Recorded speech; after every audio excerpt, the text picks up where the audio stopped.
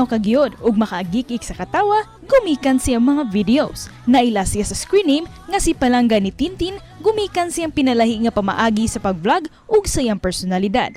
Gumikan niini, nag-viral siya sa social media ug usa na siya karon sa mga iladong vloggers sa dakbayan sa Davao.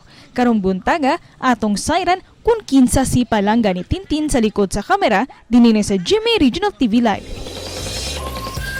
Atong ililahon karong buntaga sa spotlight mga kapuso. Mindanawan nga vlogger. Makalingaw kayo yung mga pasiaw sa social media. Christine Dumala.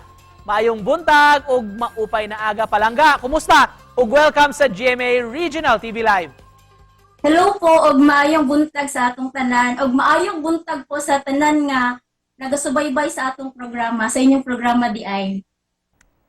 Kano sa ka nagsugod sa imong pag-vlog, Christine? Ug unsa may nakapaaghat nimo niini? Nagsugod jud po og vlog is last year. Last year po, oo.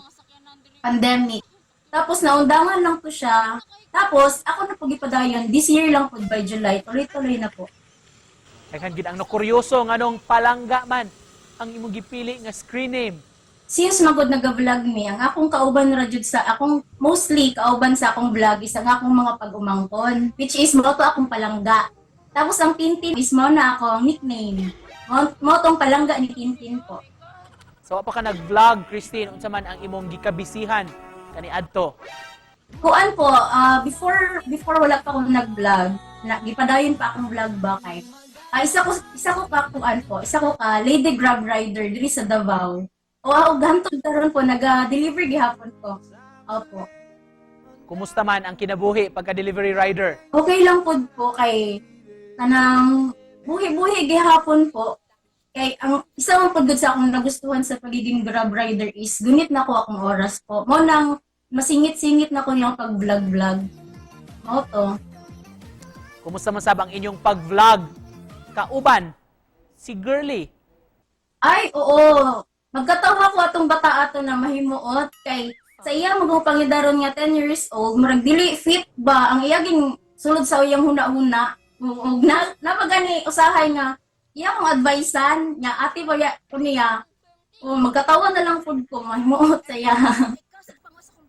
Pero aron usahon, wa ba kay plano nga mag-vlog pod isip delivery rider? Actually ginabuhat na ako na siya before pero sa lahi to nga page, balikaduha man gud ko na ako nga page. O gustong tanan ko separate ba pero in the future siguro po maano na ko na masulod na ko na siya. Pagiging Grab rider. Unsa may mga angayang atangan panamo gikan kanimo sa imong mga social media sites nga pwedeng matan-aw sa ato mga kapuso viewers? Okay po.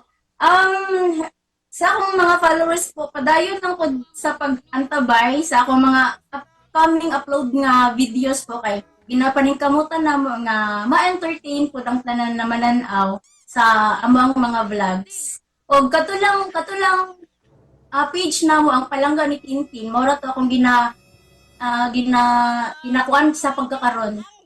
Oo, ang Palangga ni Tintin na page. Po. Og isip panapos unsa may message nimo alang sa atong mga viewers sarong buntaga. Okay. Please po padayon lang po ninyong suportaan sa akong mga gipangbuhat o mga upcomings na kung pasignaw day mga ma-open opportunities. Padayon gyapon po ninyong suportaan. Labi na sa akong mga friends nga nagasuporta jud sa kuha og kanang salamat kay sa tanan po. Salamat kay sa tanan nga nagasuporta sa ako. Daghan kay salamat po. Wala ko mahuna-unaan lain nga mas tuyo. Sa salamat po. Salamat. Alright, daghan kayong salamat for joining us ug padayon lang sa paghatag og makalingaw nga content si Palangga Christine. Thank you so much. Thank you sa